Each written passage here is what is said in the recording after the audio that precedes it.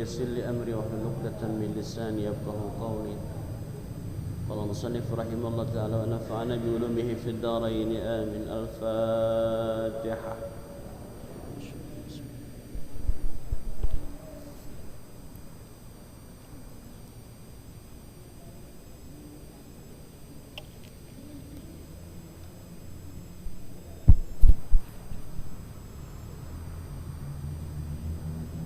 Bismillahirrahmanirrahim. Masih kitab Nasaihud Diniyah wal Wasaya al-Imaniyah Sayyid Abdullah bin Alawi al-Haddad Asy-Syafi'i. Bismillahirrahmanirrahim. Wa'lam annahu kathiran ma yukhtamu bis-su'i lilladhina yatahawanuna bis-salati al-mafrudati والزكاة الواجبة والذين يتتبعون أورات المسلمين. Wa'lam, dan ketahuilah, annahu katsiran ma yuhtamu bisu', bahwa yang kebanyakan yuhtamu bisu', orang yang mati dalam keadaan dalam keadaan su'ul khatimah, itu diperuntukkan yang pertama lilladzina yatahawanuna bis-salatil mafruḍah, lilladzina yatahawanuna bis-salatil mafruḍati, bagi mereka yang meremehkan, yang mengabaikan, yang gampangin salat fardu. Jadi kalau kita sudah bicara salat, ini bagian kita dalam rangka menjaga Islam.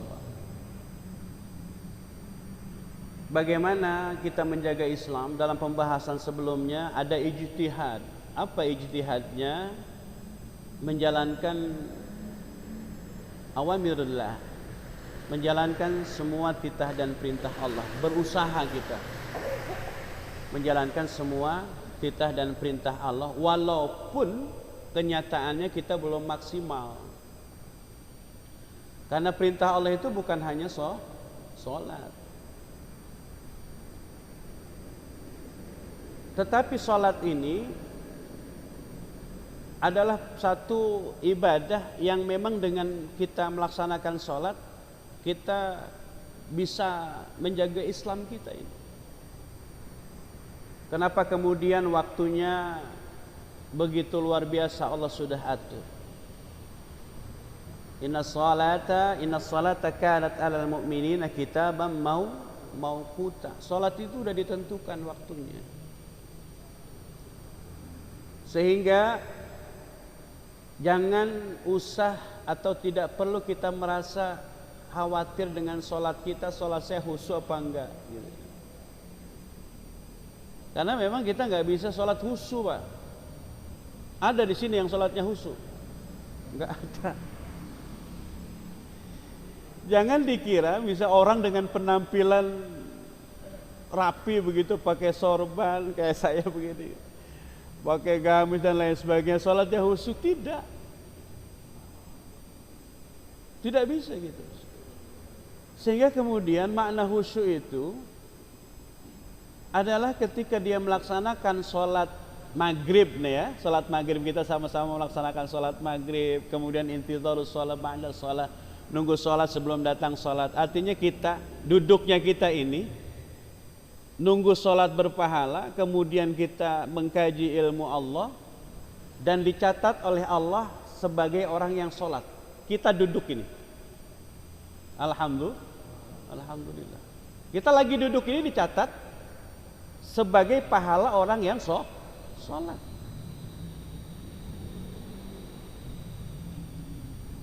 Yatahawanuna bis-shalah al-mafruḍah. Ini yang penting. Orang yang berpotensi dia nanti mati dalam keadaan su'ul khatimah, dia yatahawanuna, meremehkan salat al-mafruḍah yang fardu.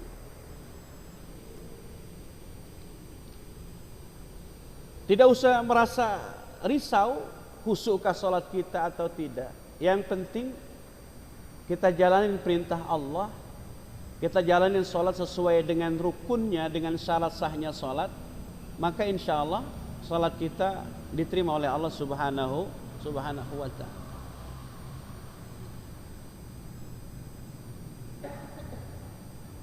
Utsman bin Affan pernah bertanya kepada Rasulullah sallallahu alaihi wasallam tentang ketidakhusyuannya dalam sholat. Sahabat Utsman, Pak. Sahabat Utsman itu sahabat yang terkenal dengan sahabat yang pemalu banget. Sampai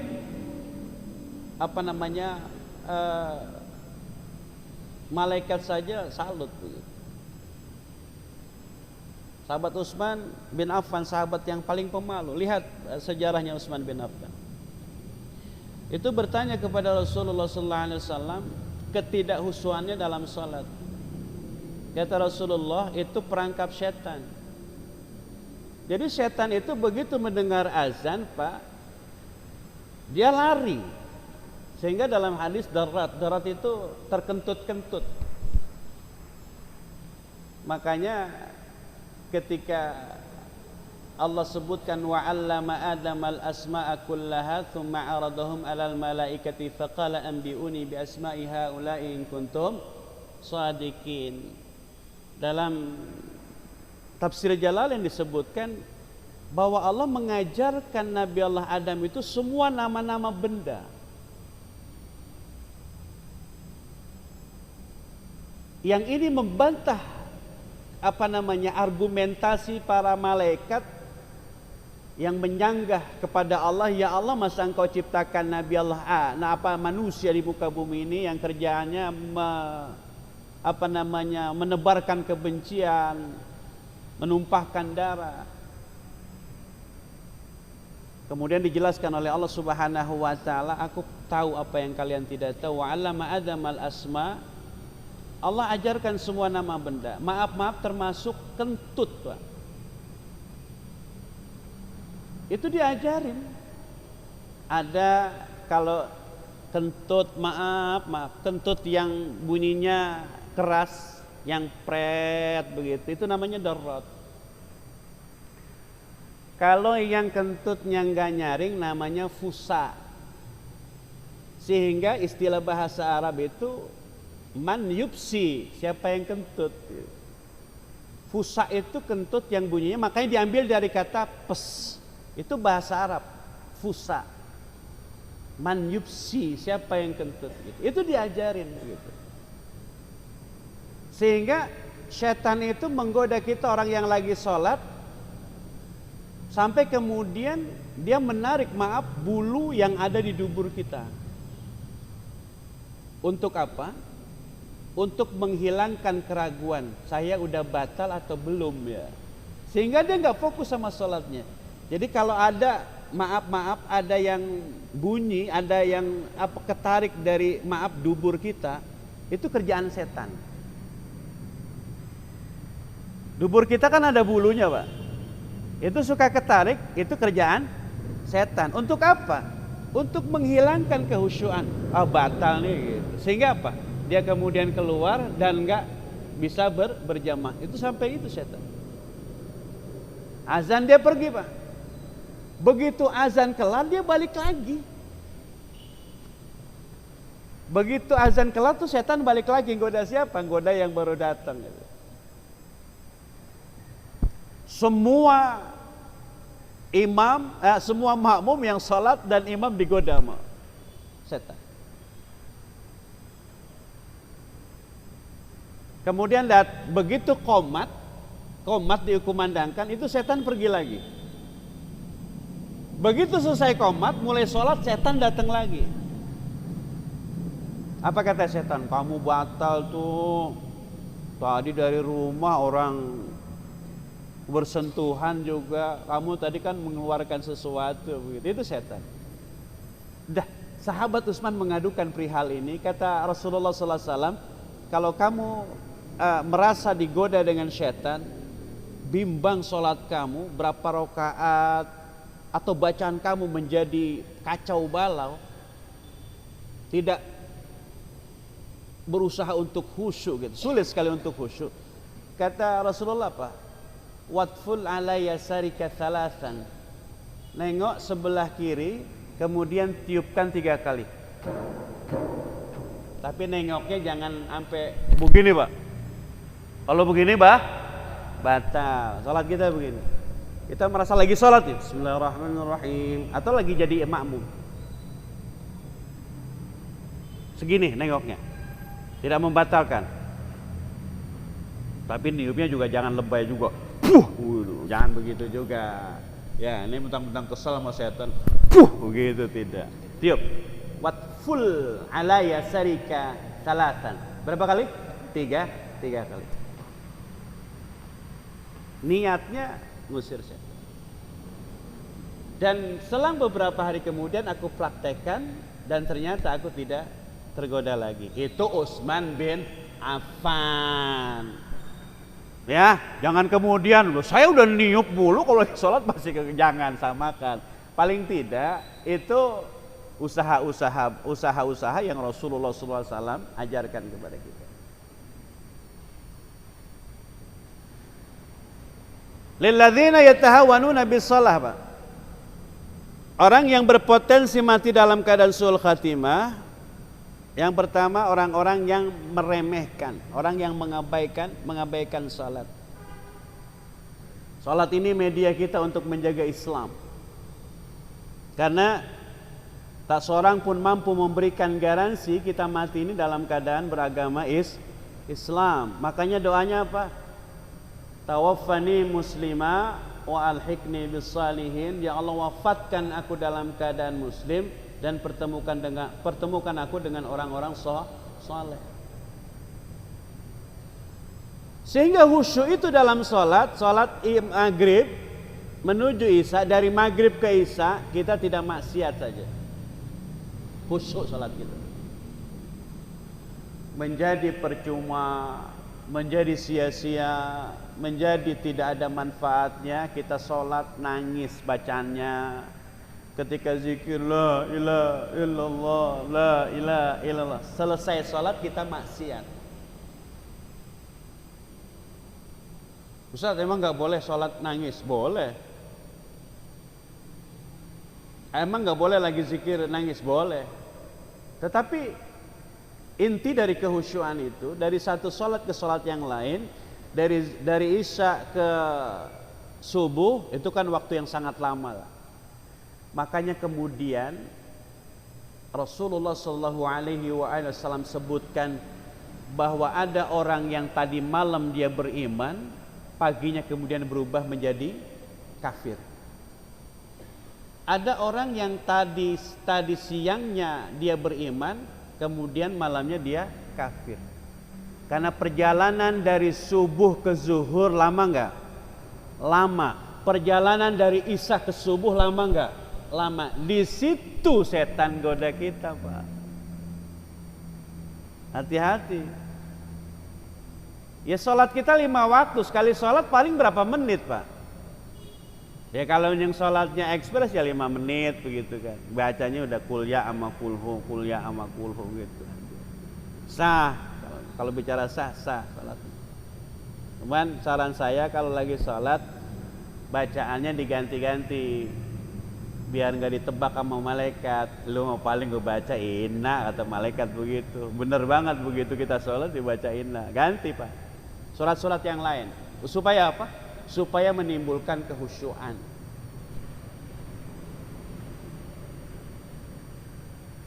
Kalau kita sholat berjamaah, baik kita sebagai imam ataupun makmum, kalau imam ya anta awalan tu'inu ala nafsika, bantu diri kamu sendiri untuk membuat orang lain khusyuk. Itu imam. Imam itu harus membantu orang lain untuk menjadi khusyuk. Caranya gimana? Cara dia berpakaian gitu. Jangan sekali-kali jadi imam pakai celana lepis.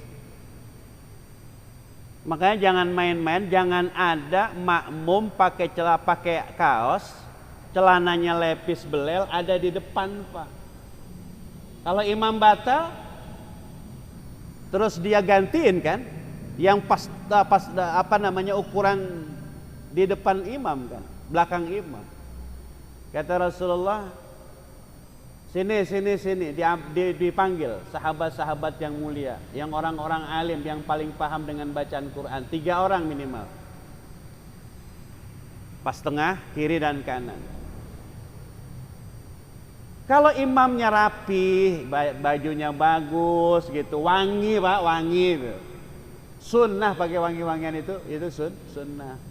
Coba di samping kita ada orang dari mana-mana gitu keringatnya bau, kemudian sholat di samping kita, yang terjadi apa?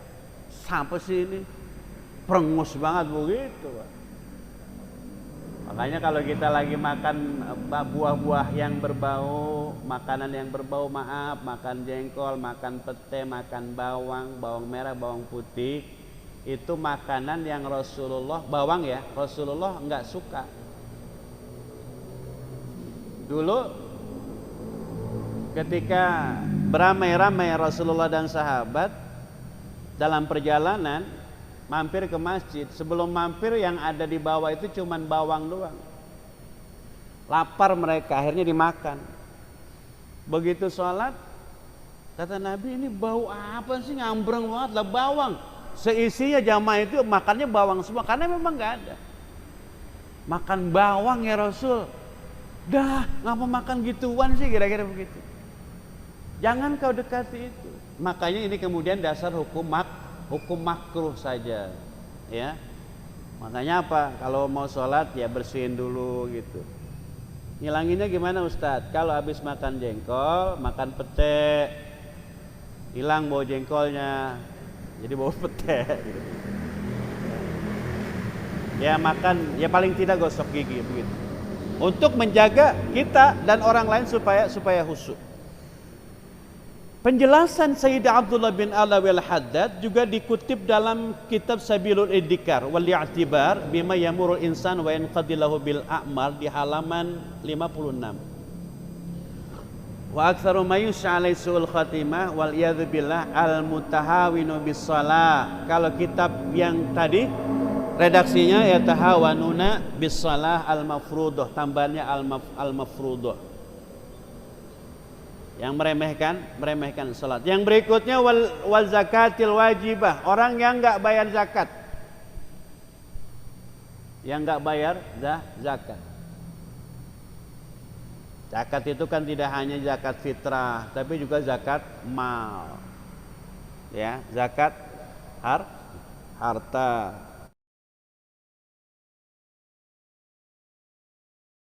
Walladzina yattatabi'una auratil muslimin, orang-orang yang apa ya, ngintip-ngintip, nyari-nyari aurat. Aurat itu kesalahan maknanya, kesalahan orang muslim. Ini dasarnya nggak suka, Pak. Awas ya, pengen tahu dia salahnya di mana. Udah kalau salah, kalau kita nggak suka sama orang, salah sendiri, waduh repot. Salah sekali aja, khawatir itu. Auratil muslimin, keburukan orang muslim. Walladzina yanqusunal mikyal wal mizan, orang-orang yang mengurangi takaran dan timbangan. Orang-orang yang mengurangi takaran dan timbangan. Buat siapa ini?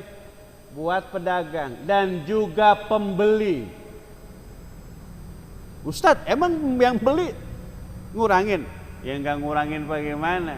Kita beli duku setengah kilo, minta tambahin lah bang, gitu kan. Udah gitu nyobainnya habis 17. Tuh duku orang dicobain 17. Ingat kisah Imam Ahmad bin Hambal?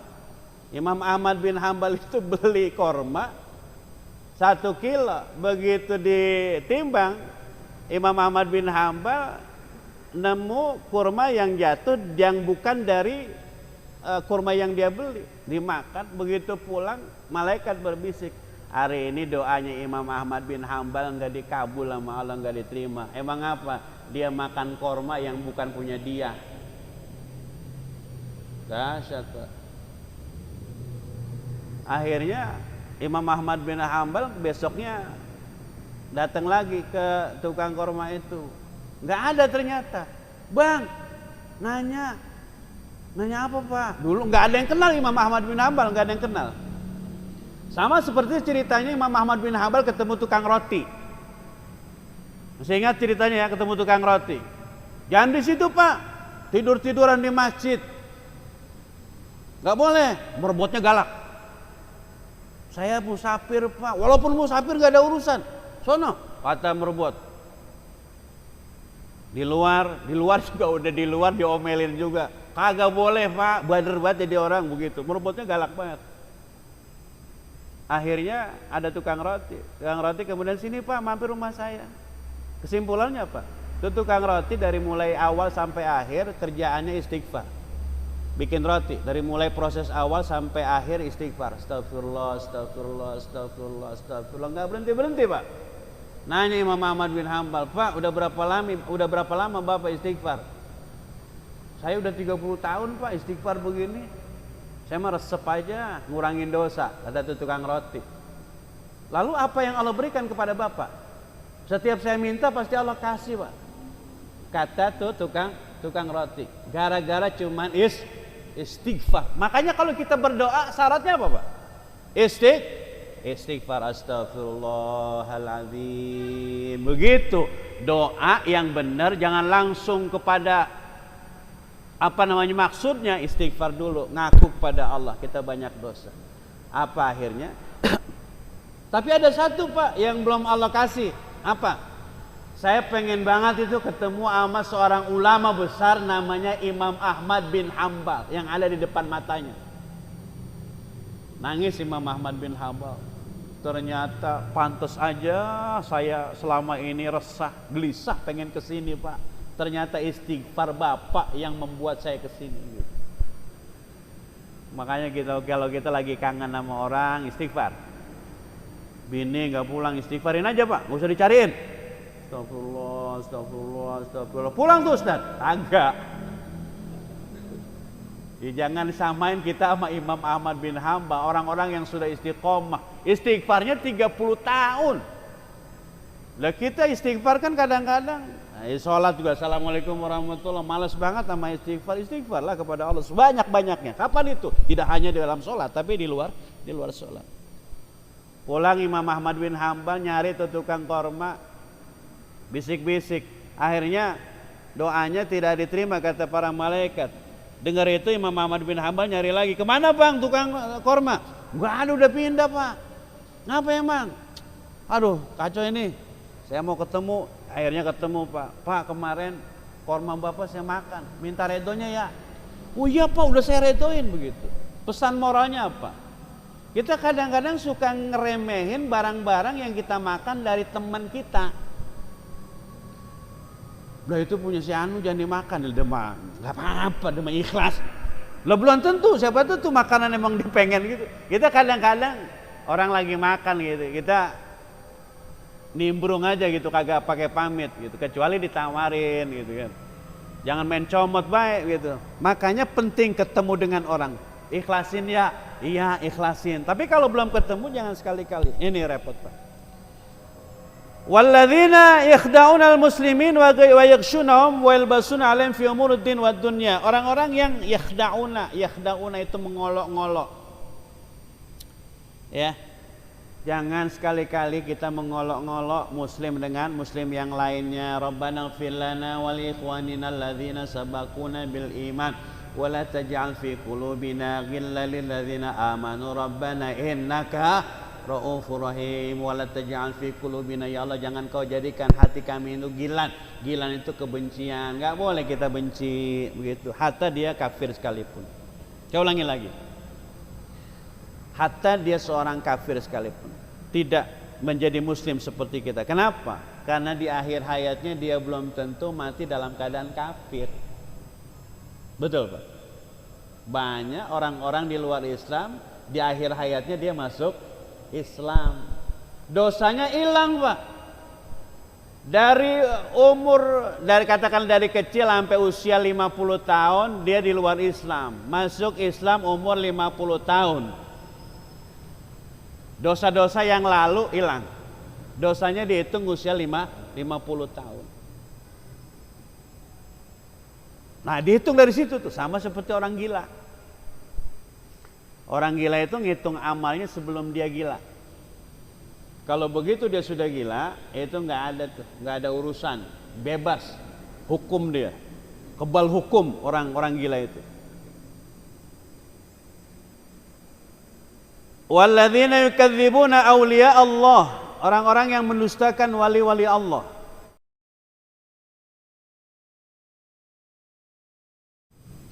Wa yankiruna alaihim bighairi haqqin, mengingkari keberadaan mereka tanpa hak. Apaan wali? Oh gitu bahasa-bahasanya ngenyek.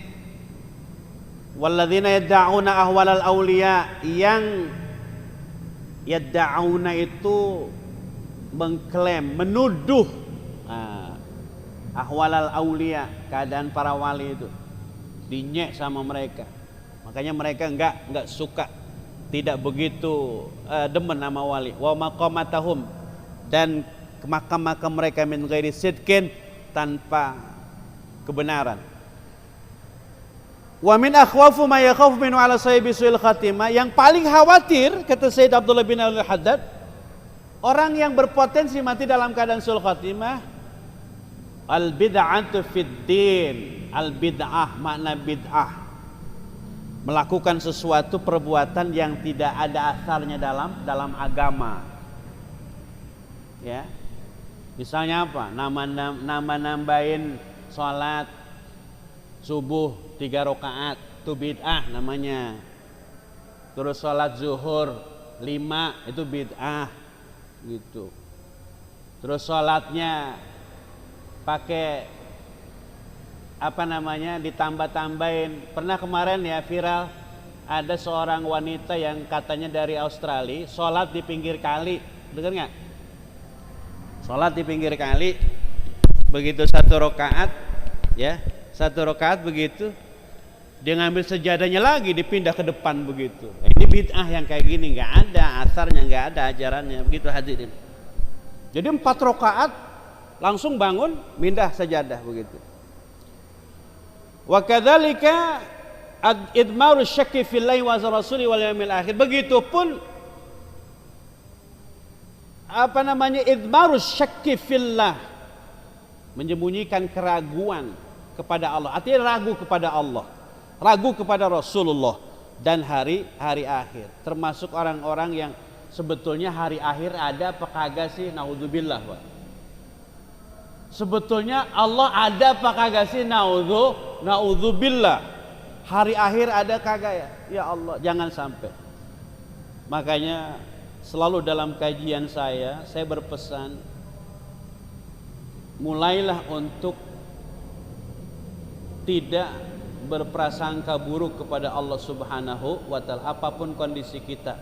Karena kalau kita berhusnuzon kepada Allah, berbaik sangka kepada Allah, insya Allah kita mati dalam keadaan husnul khatimah. Amin ya rabbal alamin. Al-Fatihah.